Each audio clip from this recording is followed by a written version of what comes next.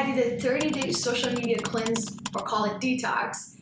I want to share with you how I felt while doing it and after. But before that, let's go to the intro.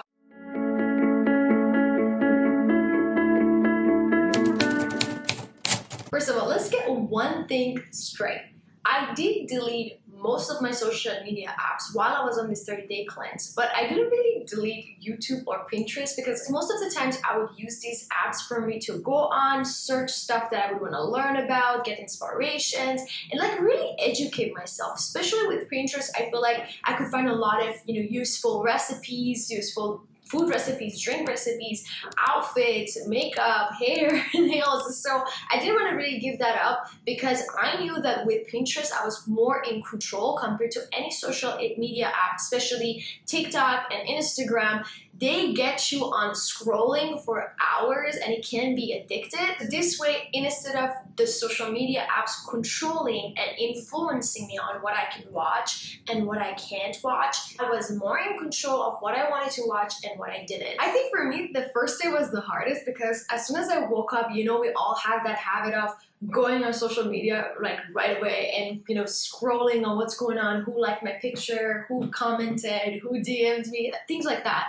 And for me, I grabbed my phone, I went to the washroom, same habit everybody almost has. So I went on my phone, that was my aha moment. I'm like, I don't even have my Instagram or TikTok app, so I guess I'm just not gonna scroll on my phone and instead maybe check on a friend. That was one of the first things that I noticed, that when you do remove yourself from this like social media space, it does give you time to do maybe other things that are more beneficial for you or useful or helpful. Before I dive into the details of this detox and how it was and if it actually helped me or not, I do want to thank you, all of you guys, for watching my last video. If you haven't watched it yet, make sure you go and check it out. But I just want to say thank you so much for all these positive messages. I heard a lot of you saying, I'm proud of you, thank you for sharing, I appreciate you for putting this out there. This resonates a lot and it just meant a lot to me. And I want you to know that this journey is not going to be possible without your support, without your help. So make sure to check out that video and let me know in the comments how you feel about it after watching it. What I'm going to do is share with you 6 of the important takeaways from this experience. Number 1. Social media cravings are real. I have to say, the first day, it felt really uneasy for me. It felt like I was craving and I wanted to go on and see what's going on.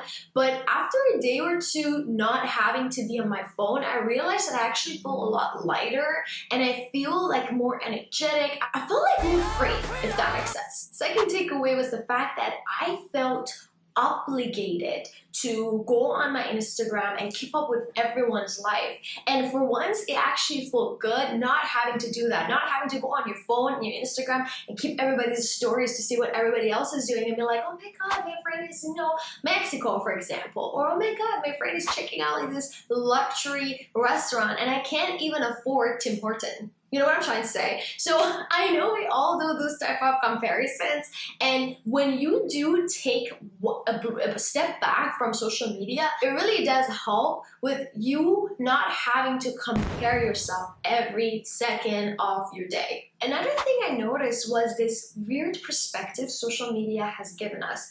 The fact that we think, just because you're checking your friend's story and you're keeping up to date and you like their posts and you comment and you share their video, or I don't know, like just commenting on their story, it means that you're keeping up with your friends and you're actually putting real efforts in your friendship. Because almost nobody actually shares their shitty days on social media, actually shares the times they're crying, the times they feel insecure, the times they feel bad, and the times they feel like that nothing is going their way. Nobody's gonna share those stuff. Almost no one is being their true self on these social media platforms.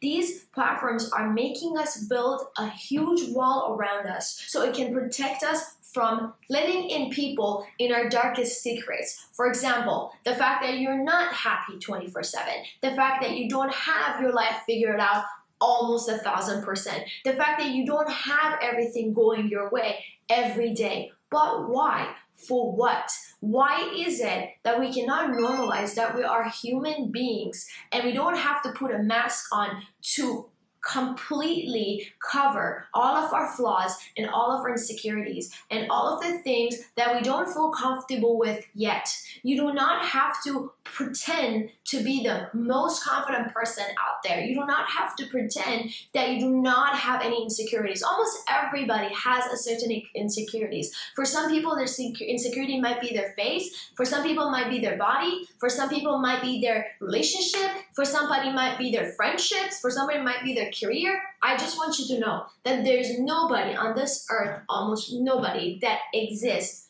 who's confident in all of the areas of their life 1,000% of the times. Number 4 is the impact that it has on our relationships and friendships without us even realizing it. Why is it that people think if they are maybe commenting on your story, sending you a heart emoji, means that they're doing enough as a friend? Well, the truth is not like that. When was the last time somebody shoot you a text and said, hey, I'm keeping you in my prayers. Hey, I was thinking about you. You know, it's so easy for people to comment and like and DM you on your reply to a story and say, hey, I miss you, I was thinking of you. It's so easy for people to think of you when you're in front of their eyes. But would people still think of you when you completely remove yourself from social media? And that's one of the other things that I realized. My advice to you is, if you have those friends that still keep you in mind, no matter you being on social media, no matter you not being on social media, make sure you keep those people close to you, because I guarantee you, if you were to let what I'm telling you register for you for a second and you really think about it, you won't be able to even count to 10 for the amount of people that you have in your life that are exactly the type I'm describing. Number 5. The amount of time that got freed up for me after a long time not being on social media gave me more time to focus on myself, put my energy into taking care of myself, being around the people that I love, read consistently, learn consistently, instead of having to keep up with other people's lives and having to spend my energy or waste my energy that way. I read this whole book that was around 200 to 300 pages within a month, which was usually not possible for me. Number 6 was individuality and inner voice. Not having other people on social media telling me what I should do, what I should think, and how I should feel. That was actually the biggest difference that it really made for me. After a while, I finally got the chance to forget about what other people were saying and how they were telling me how I should make money, from what I should make money, what type of money I should make, how successful I can be, what defines success, and all of these different things, or how I can get to this big vision that I have really in my mind. I got to put all of that aside and finally listen to my inner voice, my intuition, and my gut. Can you imagine? Right after me leaving my business, my previous business, which was being a financial coach, I decided to get into coaching a business again and become a business coach this time. It wasn't that I didn't think I could be good at it. I knew I could be good at it because it was something that I've done for so long. It was something that I've been used to. But I realized that you don't have to choose something you're really good at as your life person and just go based on that, but more so who you actually want to become and where you want to get to while being that person. You should do what makes you feel more like yourself, and it doesn't make you feel like you're pretending, you're faking, and it doesn't allow you to be your complete true self.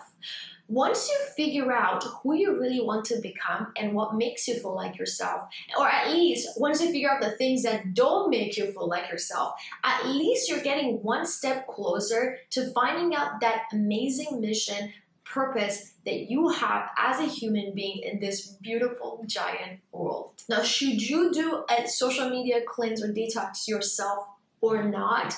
Well, think about it this way. If you feel like you're tired and exhausted 90% of the time, if you feel like you don't get to do the things that you want to do because you don't find enough time for yourself, if you feel like you're comparing yourself to people all the time, you're comparing your life, your career, your body, your face, your style, then why wouldn't you go for it? I mean, what do you really have to use? I promise you, once you come back on social media, most of the people would still be doing the things that we're doing right before you left. or worst case scenario, you miss out on a drama or two. One of the biggest reasons as to why I lost my spark before was because I didn't realize I wasn't being completely true to myself. I wasn't doing the things that I really wanted to do. And of course, after all, I'm here to share the tips and tricks that helped me get the spark back within me that I once had before. So follow along the journey to make sure that you don't miss out on all the contents that gets posted on this channel every Saturday and Wednesday night at 8 p.m. Let me know what you thought of all the takeaways that I shared with you right in the comments so I can make sure that the future videos are gonna just get better and better for you. Love you lots, and let's get back the spark back into your life.